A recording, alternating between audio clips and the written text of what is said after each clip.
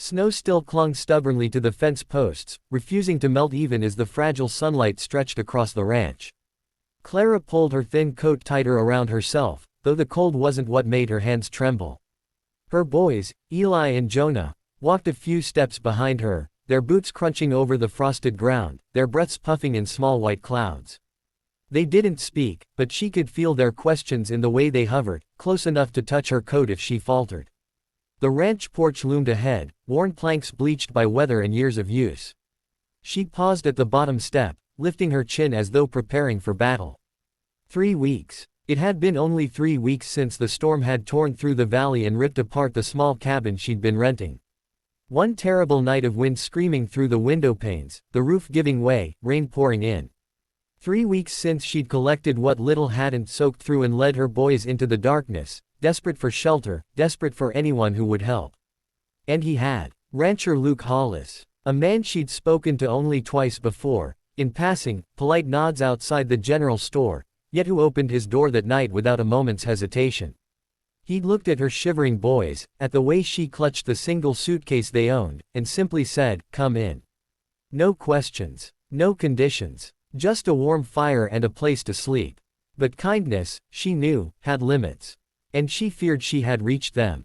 She stepped onto the porch just as Luke tightened the cinch on his mare, his broad back turned to her. Even in the cold morning air, the familiar smell of leather and dust wrapped around her like a memory she wasn't sure she deserved. His movements were steady, purposeful, the kind of quiet competence that made a woman feel things she tried hard not to feel. He glanced up when her boots creaked against the wood. His hat tipped slightly, revealing those warm brown eyes that always seemed to see more than she intended to show. "Mornin', Clara," he said, voice low and even. "Mornin'," she answered softly, tugging her coat closed with one hand. Her throat tightened, she nearly lost her nerve right then. But the boys needed something secure. Something that wouldn't disappear with another storm. "Luke," she began, swallowing the lump in her throat. I need to get to town today." He straightened slowly, his gaze sharpening, not suspicious, just attentive. "Town," he echoed. "Yes. To the land office." She drew in a shaky breath. "I heard they were still considering applicants for the vacant cottage near the schoolhouse. I want to ask about it." His jaw tightened, just barely, but she saw it. Saw the way his hand paused on the saddle. Watched a question form behind his steady gaze. "You planning on leaving already?" The words weren't harsh, just heavy. Heavy enough that she felt them drop through her chest. Behind her, little Jonah sniffled, and Eli shifted his weight, pretending not to listen. "No," Clara said quickly. Not like that. I just need to try, Luke. I can't keep relying on you forever. People are talking in town already. Let 'em talk." His voice came out sharper than before, protective and instinctive, like someone had kicked dust in his direction. "Folks around here talk when a crow lands on a fence post." She almost smiled, but the moment was too fragile. "You've done enough for us," she whispered. "More than anyone else would have done. But I need to give the boys something steady. Something that's ours." Luke rested both hands on the saddle horn and leaned slightly against the mare, studying her with a look that made her stomach twist, not with fear, but something far more dangerous. Something warm. "You're not imposing, Clara," he said quietly. "Not you. Not the boys." Her breath hitched. She wasn't used to being spoken to like that, like she mattered. Like her presence wasn't a burden.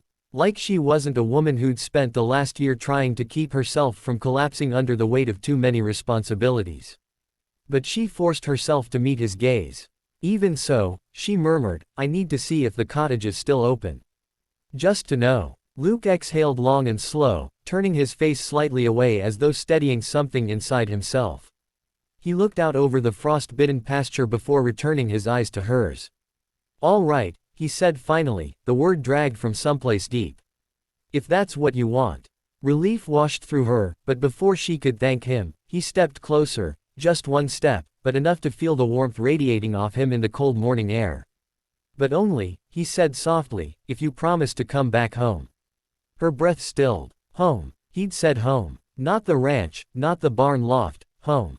The boys exchanged confused glances, not yet old enough to understand what that word meant coming from a man like Luke Hollis, a man who seemed to speak in simple sentences but carried entire rooms of meaning behind each one. Clara felt her throat tighten. Her first instinct was to correct him, to say she didn't live here, that it wasn't really home. But the protest withered before it reached her lips. Because a strange truth tugged at her heart. This place had felt more like home in 3 weeks than the last 3 years of her marriage ever had. She didn't trust her voice. So she nodded. A small, trembling nod. Luke watched her face for a long moment, as though searching for any sign she might break the promise. When he found none, he gave a small, quiet breath that almost sounded like relief. "Good," he murmured. "Then saddle up. We leave in 10. She turned away quickly, not wanting him to see the warmth rising in her cheeks. The boys hurried beside her, whispering questions she didn't answer. She was too busy holding her heart steady, too busy keeping her steps even as she walked toward the barn to gather what they needed. Behind her, Luke rested one hand on the mare, watching her with a look she didn't see, the look of a man who had already made up his mind about something, long before she ever stepped onto the porch. Something that might change everything. The wagon wheels groaned softly as they rolled along the thawing trail, mud splattering against the wooden spokes with every turn.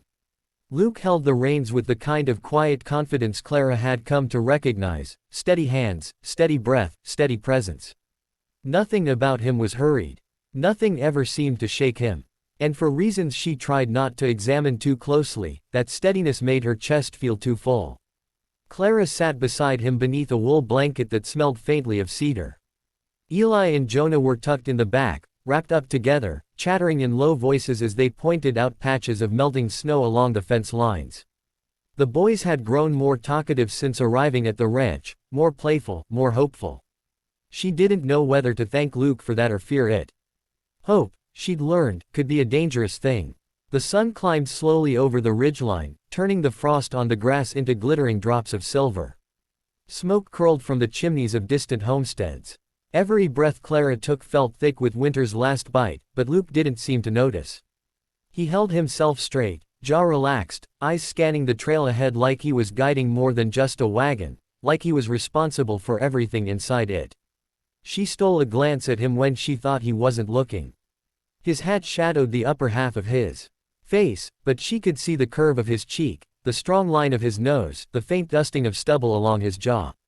He was a handsome man, not in the polished way of city folks, but in the earth and weather way of someone shaped by long days and hard work. She could always tell when he was deep in thought by the way his thumb brushed the reins. Today, he'd been brushing that same spot for nearly the entire ride. "Cold?" he asked suddenly. His voice startled her more than the question. "A little," she admitted.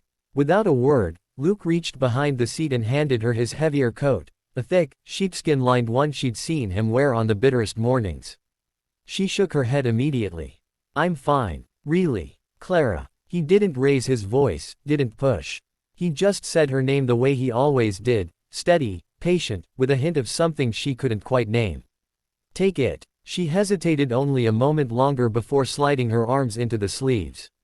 The warmth enveloped her instantly, and she inhaled the faint scent of smoke and saddle soap. It felt far too intimate, wearing something of his. But she didn't give it back. Willow Creek came into view just as the sun reached its peak, a small town nestled against the hills, with brick storefronts and wooden facades lining the main street. Chimneys puffed trails of gray smoke into the wind. Wagons rolled past the general store, and a few children chased one another outside the bakery, leaving footprints in the slush. Clara's heart quickened. Every time she arrived in town, she felt both hope and dread in equal measure. Today was no different. The land office loomed ahead, its windows clouded with condensation. A simple place, but to her, it felt like the doorway to something she desperately needed: security, stability, a place she and her boys could claim as their own. Luke stopped the wagon outside the office, setting the brake before turning to her. She expected him to give some practical instruction, to tell her he'd wait or to keep the boys close. Instead, he surprised her. "Clara," his voice was low, almost hesitant. "Before you go in there, I want you to remember something." She turned to face him, heart thudding lightly. "Whatever they tell you in there," he continued, "you're not alone anymore." He held her gaze steadily, without flinching. Not unless you choose to be. The words hit her harder than she expected. She'd been on her own for so long, long before the storm, long before the cabin fell apart. She'd learned not to lean on anyone, not to trust in someone else's strength. But hearing him say it, not as an offer, not as a favor, but as a quiet truth, made her feel something deep and overwhelming. She nodded, unable to trust her voice. Luke reached out instinctively, touching her wrist for the briefest moment before letting go. The touch lingered long after his hand returned to the reins. She gathered the boys and stepped inside the land office, her boots tapping over the wooden floor.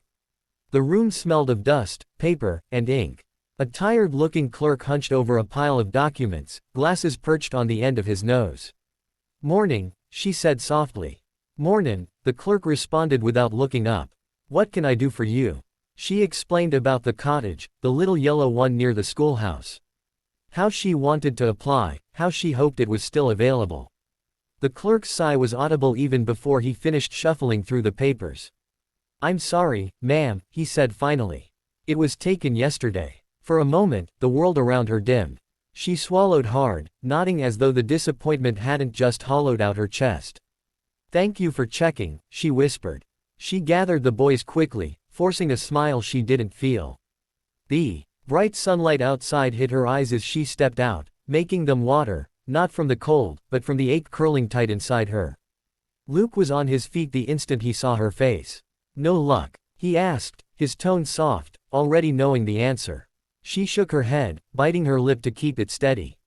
He didn't sigh. He didn't frown. He didn't offer platitudes. He simply stepped off the wagon and walked toward her, his boots squelching softly in the slush. When he stood in front of her, he didn't touch her, but the warmth coming from him was enough to ease the sharpest part of the pain. "Well," he said quietly, almost gently, "reckon that means you're coming back home." Her breath hitched. He said it again, home. As though it belonged to her, as though she belonged there too. "Luke," her voice trembled. "You don't have to keep doing this for us. I know." He stepped closer, eyes searching hers with a softness she'd never seen from him before. "But I want to." The honesty in his voice broke something open inside her, something fragile she'd been holding shut for far too long. The boys scrambled into the wagon first. Luke turned to her, offering his hand. She hesitated only a heartbeat before placing her fingers in his. His hand closed around hers firmly, warmly, as though he had no intention of letting go. As she climbed into the seat beside him, the wagon turning back toward the wide open land, Clara felt an unfamiliar calm settle inside her. A sense that maybe she didn't have to keep searching for a place to belong. Maybe she had already found it. Luke flicked the reins gently, guiding the horses forward. "Clara," he said after a moment. "Yes, you keep your promise now." A slow, warm smile found her lips, unforced for the first time in a long while. "I'm coming home, Luke." He smiled too, only a little, but enough to soften his whole face, enough to make the road ahead feel brighter, warmer, as if the valley itself approved of the decision. And as the wagon carried them back toward the ranch, Clara realized that sometimes home wasn't a house or a building or a piece of paper from a land office. Sometimes home was a man who looked at you like you had already belonged there all along.